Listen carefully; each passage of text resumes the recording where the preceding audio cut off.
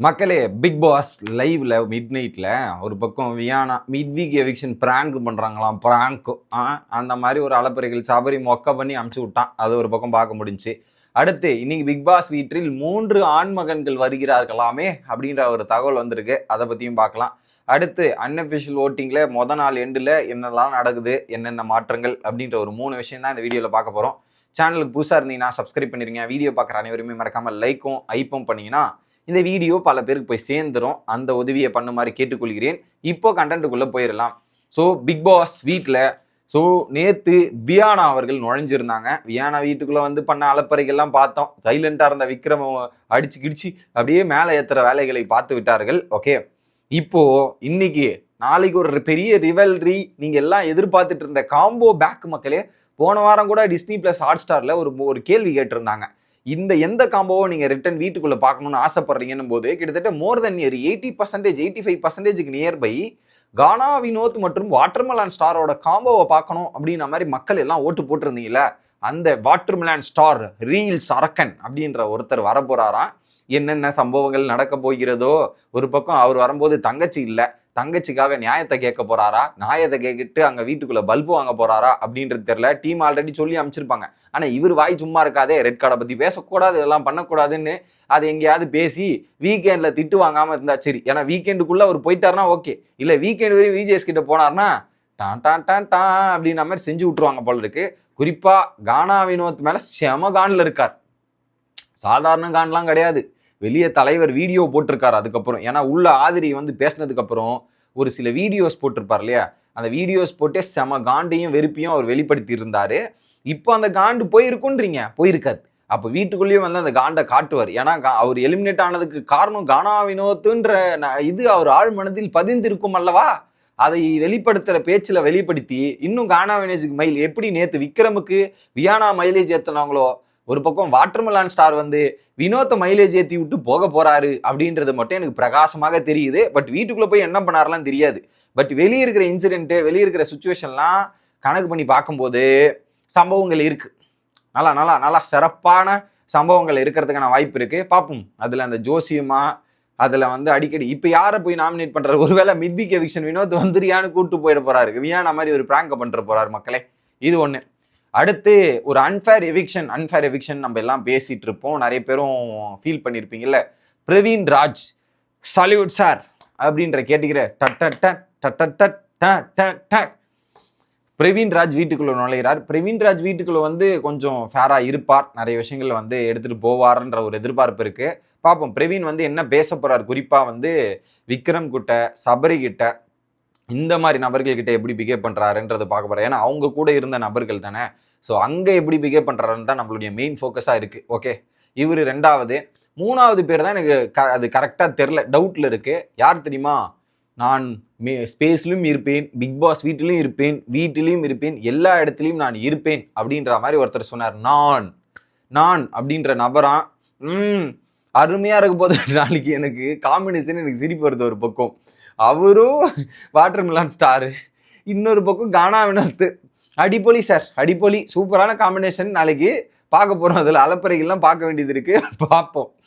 எனக்கு சிரிப்பு வருதுங்க. இந்த வார மெமரிஸுக்கு போயிடுச்சு. கானா வினோத்தில் வாட்டர்மெலான் ஸ்டாரும் பிரவீன் காந்தி பேசும்போது, சார் நான் இப்படியாப்பட்ட ஃபேமஸான ஆளு சார், நான் இதெல்லாம் பண்ணியிருக்கேன் சார் என்னும் போது, எடுத்துருவா வண்டி இந்த பக்கமே திருப்பாத ஜூட் அடிச்சிடறான்னு ஒரு ஓடின மூமெண்ட் தான் எனக்கு ஞாபகம் வருது.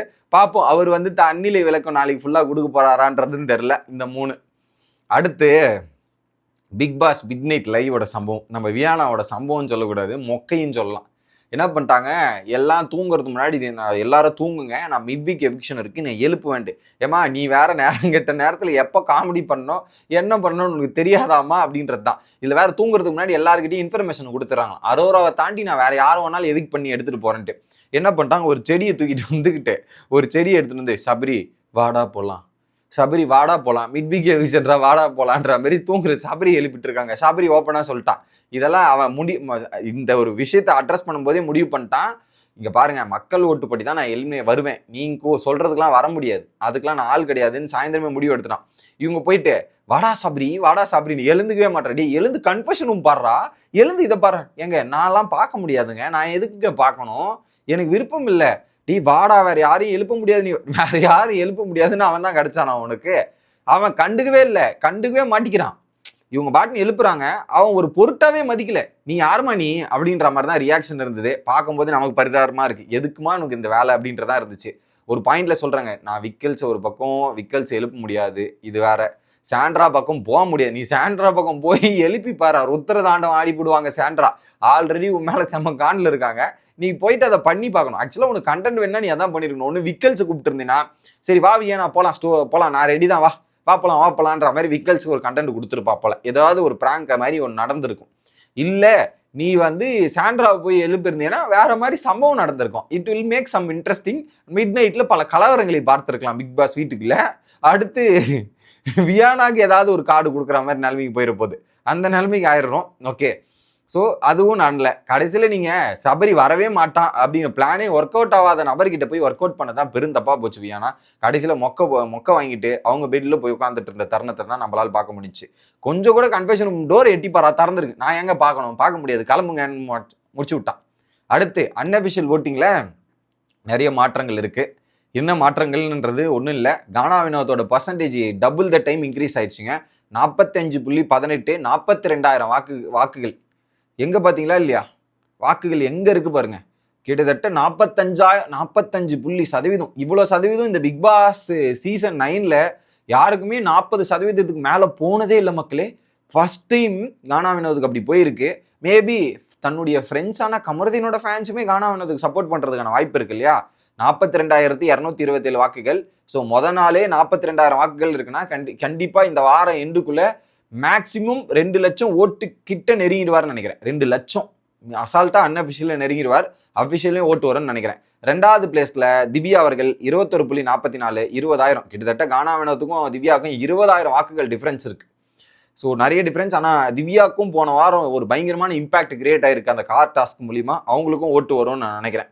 3வது இடத்துல சபரி 16.28 15,218. ஸோ திவ்யாவுக்கும் சபரிக்குமே 5,000 வாக்குகள் தான் டிஃபரன்ஸ் இருக்கு. போன வாரமும் சபரி வேற மாதிரி கொண்டாடப்படும் வகையில் சபரியோட அந்த ஒரு சீன், அந்த நைட்டு சண்டை வேற லெவலாக ஸ்கோர் பண்ணிட்டான் போல. ஸோ சபரிக்கும் ஓரளவுக்கு மவுஸ் ஏறி ஓட்டுகள் வந்த வண்ணம் தான் உள்ளது. அடுத்ததாக இது 4வது இடத்துல விக்ரம் அவர்கள் 10.53 9,800. நான் தான் சொன்னேனே, விக்ரமே அந்த சிங்கிள் டிஜிட்ல இருந்த விக்ரமை டபுள் டிஜிட் கொண்டு வந்த பெருமை வியானாக்க தான் சேரும். அப்படியாப்பட்ட வியானா இல்லைனா விக்ரமே என்னப்பா அப்படின்ற மாதிரி தான் இருந்திருக்கும். வியானாக்கு வாழ்த்துக்கள். அண்ட் தென் லாஸ்ட் ஜோனில் 6.56 6,186 வாக்குகளோட சாண்ட்ரா இருக்காங்க. சாண்ட்ராவுக்கு ஒரு பெரிய பயங்கரமான புஷ் கிடைச்சிருக்கும்னு நினச்சிருப்பாங்க, அதெல்லாம் கிடைக்கல. பிம்பிலிக்கு பிலேப்பி அப்படின்றதான். போகிற போக்கில் சாண்ட்ரா வீட்டுக்கு போகும்போது பணப்பட்டி எடுத்துகிட்டு போயிருங்க, இல்லைனா வந்து வீக்கெண்ட் எவிக்ஷனில் டோட்டலாக முடிச்சு விட்ருவாங்க, பார்த்து இருந்துக்குங்க அப்படின்றத சொல்லிக்கிட்டு வீடியோ முடிக்கிறேன். Bye guys.